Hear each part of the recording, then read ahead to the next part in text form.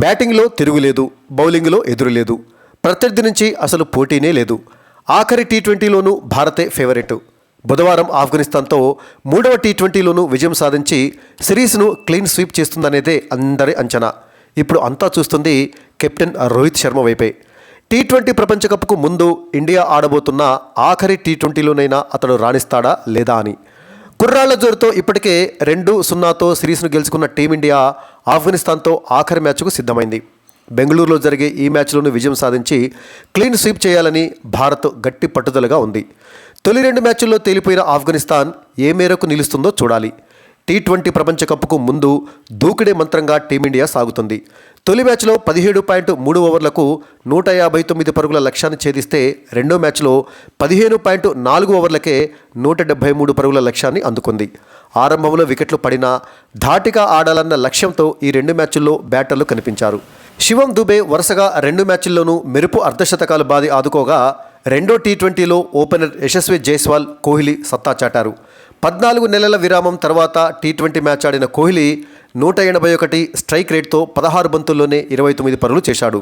స్పిన్లో కాస్త నెమ్మదిగా ఆడే అతడు ముజీబ్ బౌలింగ్లో ఎదుర్కొన్న 7 బంతుల్లో 18 పరుగులు చేయడం విశేషం. కెప్టెన్ రోహిత్ శర్మనే ఇంకా పరుగులు చేయాల్సి ఉంది. 2 మ్యాచ్ల్లో డకౌట్ అయినటువంటి అతడు మూడో టీ20లో సత్తా చాటాలని జట్టు గట్టిగా కోరుకుంటుంది. పరిస్థితులు ఎలా ఉన్నా బాదటమే లక్ష్యంగా ఈ సిరీస్ ఆడుతున్న టీమిండియా అదే వ్యూహంతో మరోసారి బరిలోకి దిగనుంది. ఇక ఇప్పటికే సిరీస్ గెలిచిన టీమిండియా ఎక్కువ ప్రయోగాలు చేయకపోవచ్చు. బ్యాటింగ్లో ఎలాంటి మార్పులు ఉండే అవకాశం లేదు. వికెట్ కీపర్గా సంజు శాంసన్కు అవకాశం కల్పిస్తారా లేదా అన్నది చూడాలి. నిరుడు ఆస్ట్రేలియాతో సిరీస్లో 4వ టీ20లో అవకాశం దక్కించుకున్న జితేష్ శర్మ వరుసగా మ్యాచ్లు ఆడుతున్నాడు. అతడి బదులు శాంసన్కు ఛాన్స్ ఇవ్వచ్చు. ఇక బౌలింగ్లో రవి బిష్ణోయ్ లేదా వాషింగ్టన్ సుందర్ స్థానంలో కుల్దీప్ యాదవ్ను ఆడించేటటువంటి అవకాశం ఉంది. ముఖేష్ కుమార్ స్థానంలో అవేష్ ఖాన్ తుది జట్టులో చోటు లభించవచ్చు. రషీద్ ఖాన్ లేకపోవడంతో బలహీనంగా మారిన ఆఫ్ఘనిస్తాన్ ఓపెనర్ రహమానుల్లా గుర్బాజ్పైనే ఆశలు పెట్టుకుంది.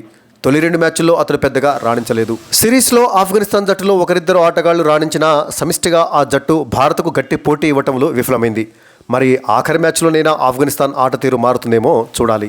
ఇక మూడవ టీ20 జరగబోయే బెంగళూరులోని చిన్నస్వామి స్టేడియం ఎలా ఉందో చూద్దాం. చిన్న బౌండరీలు కలిగిన బెంగళూరు చిన్నస్వామి స్టేడియం పరుగులకు పెట్టింది పేరు. అయితే అందుకు భిన్నంగా జరిగిన సందర్భాలు కూడా ఉన్నాయి.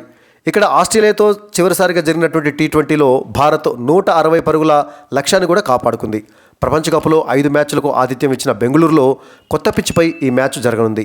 ఎప్పటిలాగానే పిచ్ బ్యాటింగ్కు సహకరించే అవకాశాలే ఎక్కువగా ఉన్నాయి.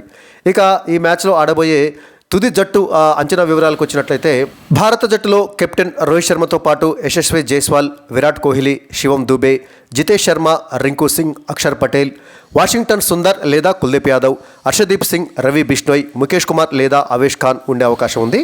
ఇక ఆఫ్ఘనిస్తాన్ జట్టులో రహమానుల్లా గుర్బాజ్, ఇబ్రహీం జద్రాన్, గుల్బద్దీన్ నాయిబ్, అజ్మతుల్లా ఉమర్జాయ్, మహమ్మద్ నబీ, నజీబుల్లా జద్రాన్, కరీం జనత్, ముజీబ్ ఉర్ రెహమాన్, నూర్ అహ్మద్, నవీన్ ఉల్ హక్, ఫజల్ హక్ ఫరూకీ ఉండే అవకాశాలు ఉన్నాయి.